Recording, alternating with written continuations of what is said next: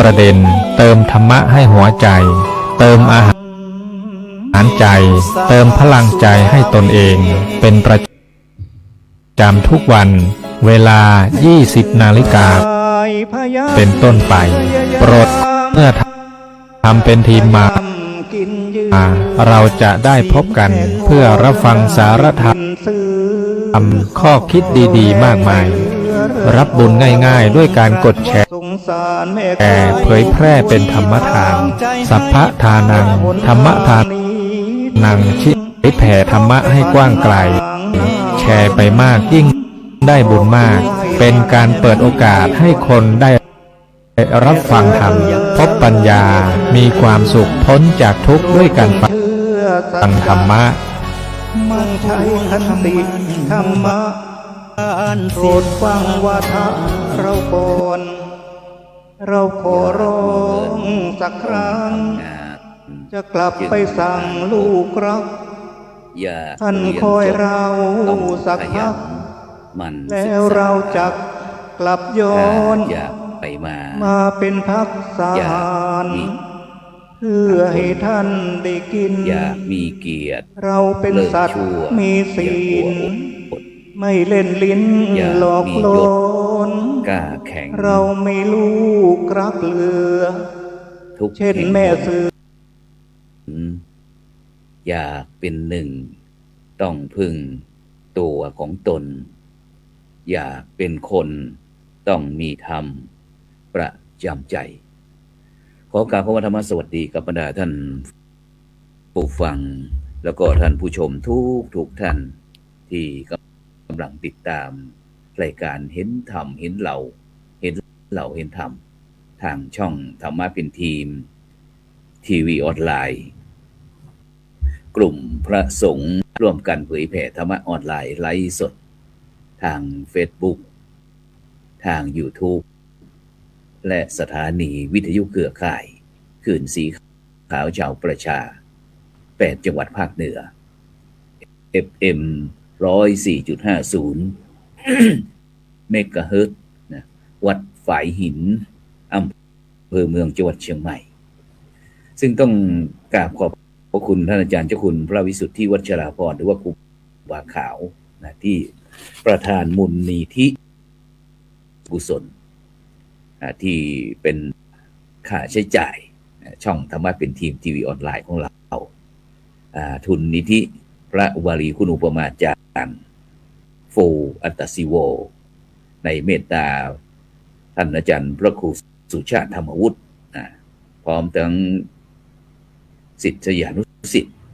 ที่เป็นผู้สนับสนุนนอกนั้นก็มีมูลนิธิโพธิยาลัยมูลนิธิลุ่มน้ำโขงมูลนิธิธีรปัญโย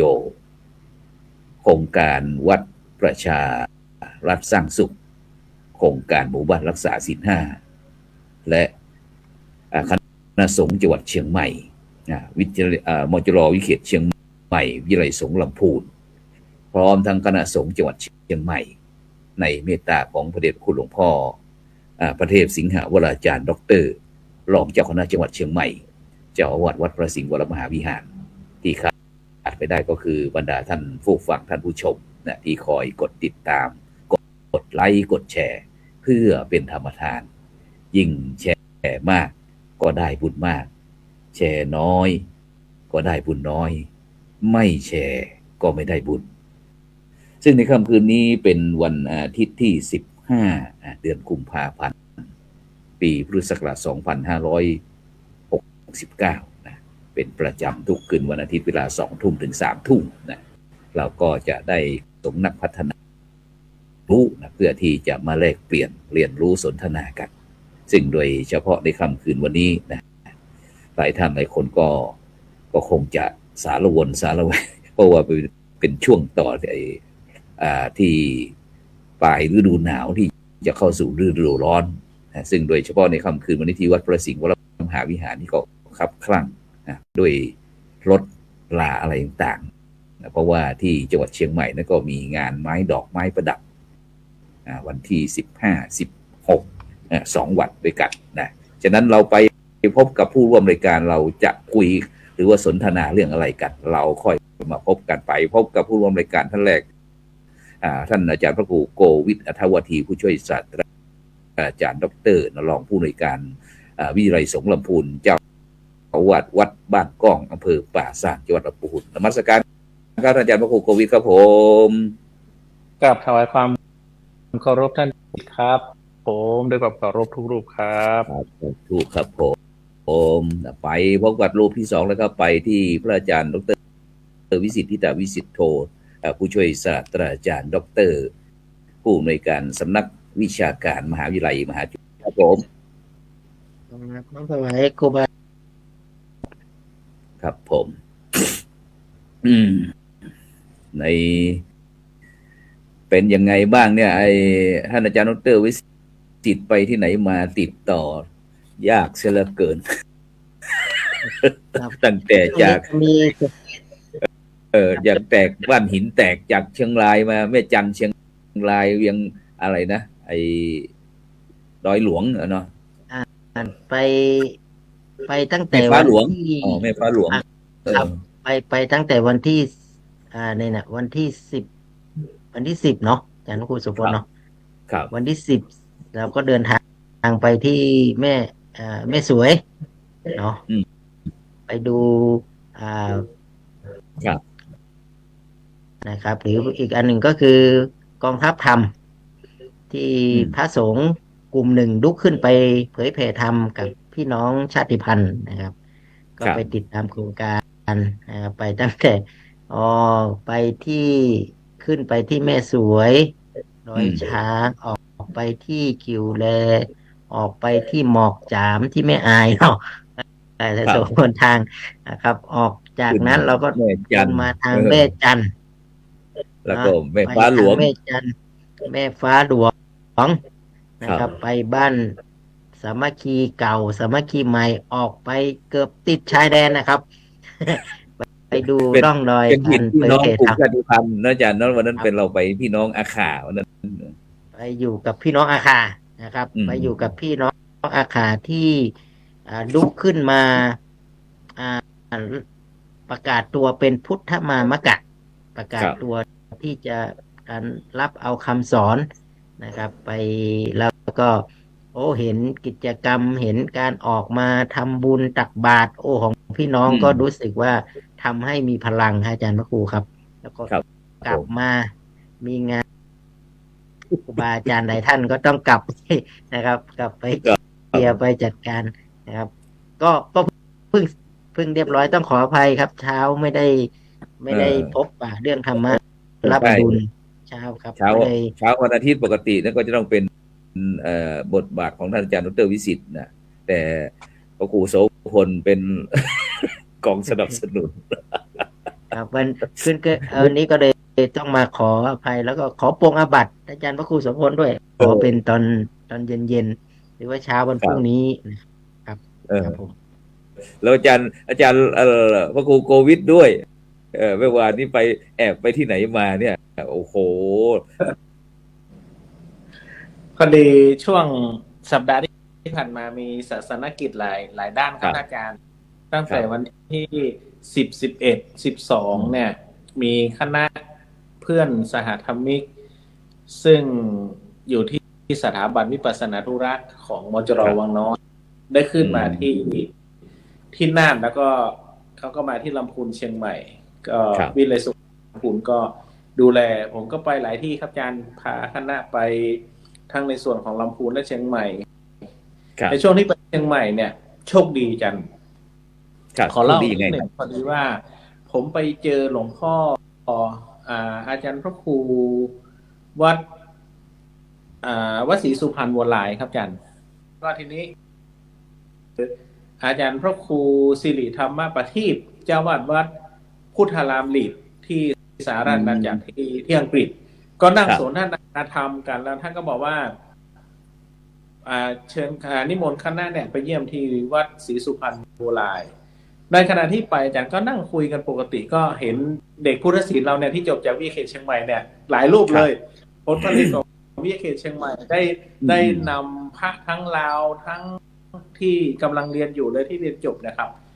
มาต้องรับ วัดต้องลายที่วัด อืม ศรีสุพรรณและ ครับ และหลังจากนั้นพวกผมก็สนทนากันก็เดินไปท่านเจ้าวาดท่านก็บอกว่าตรงออฟฟิศเนี่ยตรงศาลาเนี่ยมีพระ ครับ พระสิงคโปร์เป็นคนสิงคโปร์แต่บวชเป็นมหายานอยู่ ครับ ที่นี่กำลังสอนธรรมให้กับชาวจีนอยู่ อืม ก็เข้าไปครับอาจารย์ก็เข้าไปสนทนาธรรมท่านสักครู่ท่านก็บอกว่าเนี่ยผมมีเพื่อนอีกคนหนึ่งมาจากทิเบตอาจารย์วิสิทธิ์มาจากทิเบตอีกสักครู่หนึ่งก็บอกว่ามีหลวงพ่ออีกคนหนึ่งเป็นเกษียณมาแล้ว จัง เป็นยุทธอีกเป็นธรรมยุทธอีกกลายว่าโอ้โหหลวงพ่อเจ้าวาดวัดศรีสุพรรณเนี่ยเอาทั้งวัชรยานเอาทั้งมหายานเอาธรรมยุทธแต่นี่กลายเอาพววกเราไปอยู่รวมกันหมดเลยแล้วก็โอ้โหสนทนาออกรถออกชาติกันเกือบ2 ชั่วโมงขึ้นไปที่โดยถนนต่อก็กลับมาวันรุ่งขึ้นก็ต้อนรับพระเดชพระคุณหลวงพ่อรองเจ้าคณะภาค 7พระเดชพระคุณหลวงพ่อพระธรรมวชิรปัญญาจารย์ท่านมาตรวจงานสงฆ์ก็คือสอบบาลีครับที่ลำพูนเชียงใหม่ก็ดูแลหลวงพ่อ12-13เนาะส่งหลวงพ่อเสร็จก็มีแผนขึ้นไปที่วัดหมอกจามที่แม่อายเมื่อวาน เนื่องจากว่าลูกศิษย์ท่านเป็นเจ้าวาดอยู่ที่นั่นท่านอาจารย์พระครูประหลัดปิยะเป็นเจ้าวาดท่านก็อยากให้ครูบาอาจารย์ไปดูวิถีวัฒนธรรมของประเพณีเขาเรียกหมอไตเนาะอาจารย์เนาะหมอไตเขาจัดมาเป็นปีที่50จันน่าสนใจอย่างยิ่งแล้วพี่น้องไตเราเยอะมากจันเมื่อวานนะชื่นชมตอนนี้เข้าไปเนี่ยพระสงฆ์ที่นั่งอยู่บนสงฆ์ทั้งหมดนะไม่ได้นั่งข้างล่างเลยนะพระผู้ใหญ่ก็นั่งข้างล่างแล้วก็คนอาสงฆ์ทั้งหมดสวดเป็นภาษาไตกันสวดมนต์เป็นภาษาไต7 ตำนาน2 ตำนานเนี่ยสวดเป็นภาษาไตสื่อสารเป็นภาษาไตเนี่ยเราฟังแล้วก็มีความรู้สึกมีความสุขมากๆเลยเห็นพี่น้องไตได้รวมกันแล้วก็เขาจะมีวิธีเปิดงาน14 15 16ผมก็ดูพิธีการเปิดงานเข้าเมื่อวานก็ได้รับความร่วมมือจากชุมชนตอนตำบลท่าตอนแล้วก็ท่านนายอำเภออะไรต่างๆก็ร่วมงานก็ถือว่าชื่นชมในสิ่งที่พี่น้องไตเราเนี่ยมีความมันนี้มากแล้วก็วัดใหม่หมอกจามนะครับอาจารย์มีพระเนรตั้งเกือบเป็นร้อยนะอาจารย์กับเป็นร้อยลูกครับชื่นชมมากท่านเจ้าวาดเนี่ยยังหนุ่มอยู่ก็ยังมีพลังที่จะรักษาศักยภาพเนาะศักยภาพครับเรามานึกว่าถ้าหากว่าพวกเราช่วยกันอย่างน้อยเนี่ยวันถ้ารูปอย่างเนี้ยผมว่าพุทธศาสนาจะรุ่งเรืองมากแต่กลับไปว่าเราไปเห็นพระบางรูปซึ่งน่าชื่นชมน่ายกย่องมากนะครับหลังจากนั้นเยี่ยมอาจารย์ภูเกษมที่เกษมปริยานุกูลที่ปิงโพงครับผมก็ไปเห็นท่านทำลงศพอีกลงนะครับหีบศพลงศพอีกผมว่าอาจารย์ทำยังไงเป็นการทำแล้วก็บริจาคไปให้ที่ต่างๆทั้งลำพูนเชียงใหม่ก็ชื่นชมบารมีสุดท้ายก็มาที่วัดหลวงปู่แหวนครับวัดหลวงปู่จังหวัดกาญจนบุรีมาโดยแม่ปังเราเข้ามาที่ลำพูนก็2 โมง 3 โมงพอดีก็มีงานทักษิณาทานงานปวยหลวงวัดวิหารพระเจ้าละโววัดพระธาตุหาริพุนชัยนะครับอาจารย์ครับก็งั้นก็มีงานที่วัดพระธาตุหาริพุนชัยนี่กี่วันครับผมมี2 วันครับอาจารย์วันนี้กับวันพรุ่งนี้เมื่อวันนี้ทั้งวันเลยตั้งแต่ช่วงบ่ายพระเดชพระคุณหลวงพ่อพระเทพรัตนนายกเนี่ย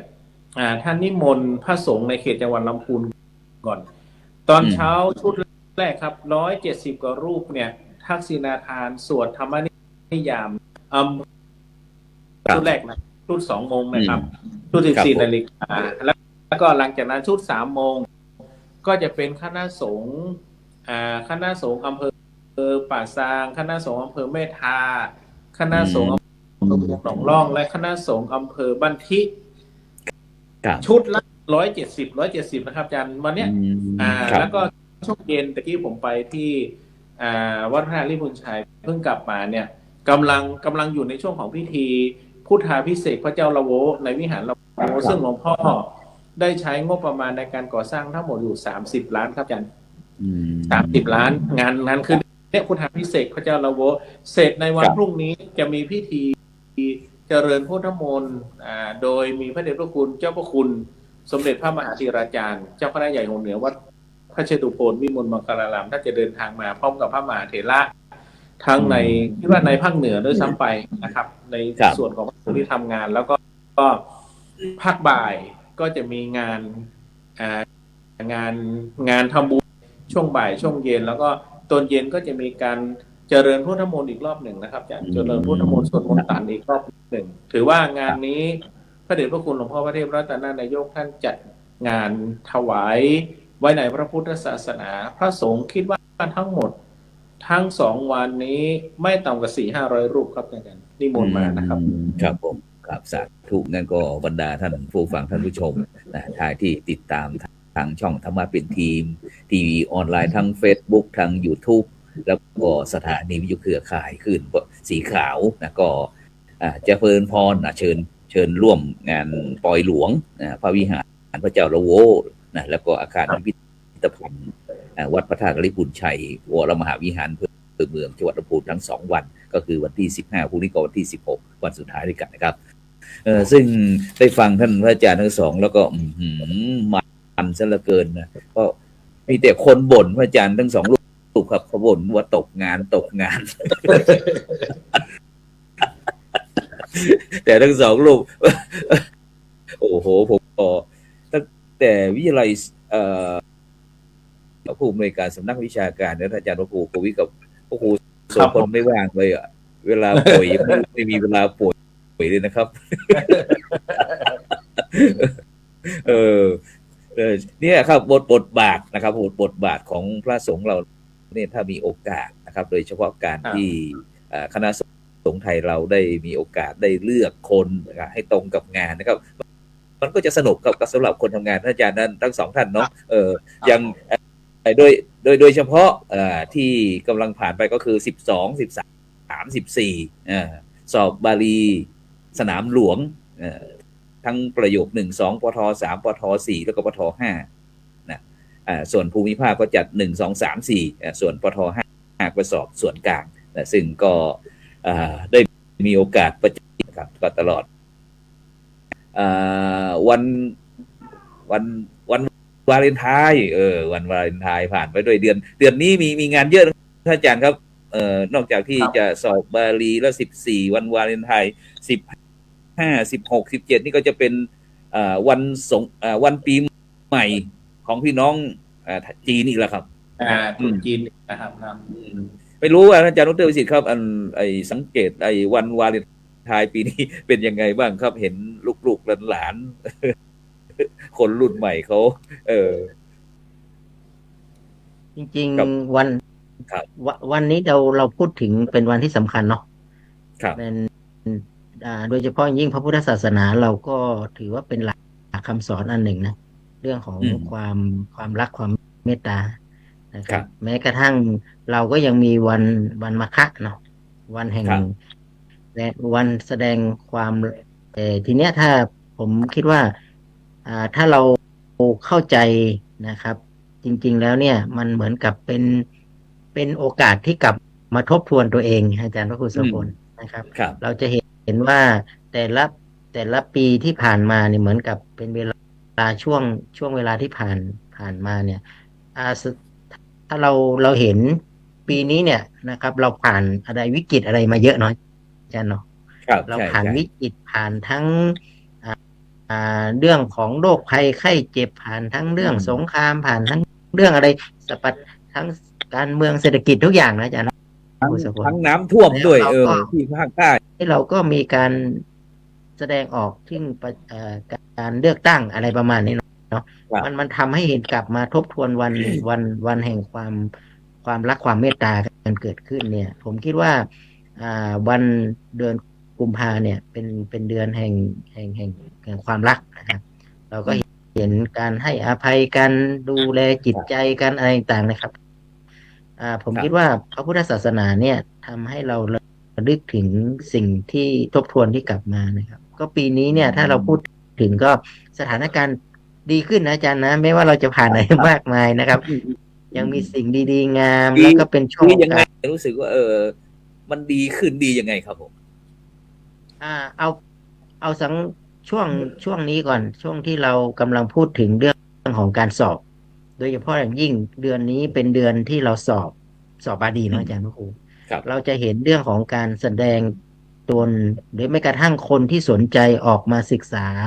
คำสอนแล้วมาสอบ อย่างผมก็มีโอกาสปีนี้ผมได้มีโอกาสได้ไปด้วยความเมตตาของคณะสงฆ์นะครับ ได้มีโอกาสเปิดให้ไปสัมผัสกับไปคุมนะครับ ไปดูแลการสอบเนี่ย ผมก็เห็น ไป ฆ กำ รา กับ วา ข้อ ส สอบ นะ อ๋อครับเป็นกรรม ฆ การ ราวาส กำกับข้อสอบ ฆราวา ครั ส บ มาดีแล้วก็ด้วยเนี่ย ผมคิดว่าการ ครับ การให้โอกาสนะครับ เป็นช่วงโอกาสแล้วสิ่งที่แสดงออกคือการถวายเป็นพุทธบูชา หรือการเรียน ครับ เพื่อเป็นพุทธบูชา หรือเรียนเพื่อรักษาคำสอนเนี่ย ผมคิดว่าเป็น อืม เป็นเรื่องที่สำคัญเนาะ ครั ก็ บ อันนี้ก็โอเคนะเรื่องอันหนึ่งที่เห็นปรากฏการณ์นะครับ แล้วก็อาจารย์เห็นไหมครับว่า เราก็มีความปรารถนาว่าช่วงวิกฤตที่มีเรามีปัญหากับภาวะเพื่อนเราน่าจะการเลือกตั้งอาจจะไม่ประสบความสำเร็จ ใช่ไหมครับเรามีความกังวลใจนู่นนี่นั่นนะครับ แต่พอถึงเวลาจริงๆเห็นไหมอาจารย์มันก็ไปของมันได้ก็เกิดความเป็นความผมคิดว่ามันมีอะไรที่ทำให้เราได้แสดงถึงความ พิเศษ ที่ผ่านมานี่เราเห็นวิกฤตโอ้โหกว่าจะรวมกันได้อะไรกันได้เนาะอาจารย์เนาะก็เห็น อันนี้คือทางการเมืองทางที่เราเห็นแล้วก็ควบคู่กันไป อีกอันหนึ่งคืองานครับอาจารย์ครับ ประเพณีนะครับ ช่วงเวลาที่ผ่านมาเนี่ย เราจะเห็นกิจกรรมทางพระพุทธศาสนาเนี่ย มันยิ่งตอกย้ำให้เราเห็นว่าพระพุทธศาสนามีความสำคัญอย่างยิ่ง ไม่ว่าจะเป็นการสอบก็ดีการแสดงออกหรือแม้กระทั่งประเพณีวัฒนธรรมสิ่งอะไรต่างๆมหาวิทยาลัยเนี่ย เรามีการปฏิบัติธรรมนะช่วงเวลาที่ผ่านมาเนี่ยนะครับ ช่วงต้นปีเนาะออกไปต้นปีที่ผ่านมาเนี่ยนะครับ เรามีการปฏิบัติธรรมกันทั่วประเทศ แสดงถึงการถวายเป็นพระราชกุศลทำอะไรทุกอย่างเนี่ยครับผมคิดว่าสิ่งดีงามทั้งหลายเหล่านี้มันเริ่มต้นจากปีใหม่ที่ผ่านมาเนี่ยมันก็ทำให้สังคมของเราเกิดสันติสุขในมิติต่างๆนะครับไม่ได้มีเกิดความวุ่นวายอะไรต่างๆเนี่ยผมก็คิดว่าส่วนนี้ครับก็เป็นส่วนที่สำคัญอย่างยิ่งที่เกิดปรากฏการณ์อย่างนี้เกิดขึ้นอาจารย์ครับครับฉะนั้นก็หมายความว่าสังคมในปัจจุบันนี้ก็พระพุทธศาสนาเรายังมีความสำคัญนะครับถึงหลายท่านหลายคนอาจจะบอกว่าเดี๋ยวนี้ศาสนาไม่สำคัญแล้วเนี่ยแต่ได้ยินท่านอาจารย์ดร.วิสิทธิ์ได้พูดบอกโอ้ไม่ธรรมดายิ่งอาจารย์พระครูโกวิทได้ตอกย้ำเนี่ยบอกว่ามีทั้งรู้เจ้าทั้ง จีปะถะที่วัดไอ้ศรีสุพรรณเนาะไอ้วัวลายบอกว่าทั้งพระรู้เจ้าจีนทั้งฝรั่งมังค่าอะไรจีปะถะหมดซึ่งมันบ่งบอกถึงเรื่องความเป็นสากลใช่ไหมครับท่านอาจารย์ดร.พระครูโกวิทครับโดยเฉพาะในปัจจุบันเนี่ยครับผมมองว่าหลักใหญ่ใจความของพุทธศาสนาเนี่ยยังมีการเกื้อกูลกันด้วยหลักเมตตาธรรมเรามองต่างประเทศก่อนอาจารย์ช่วงนี้เป็นกระแสที่ฟีเวอร์มากในสังคมก็คือ Walk for Peace เนี่ยที่นำโดยท่านปัญญาการะเนี่ยครับซึ่งสิ่งที่ท่านปัญญาการะพร้อมกับพระเวียดนามพระไทยพระลาวทำนะครับอาจารย์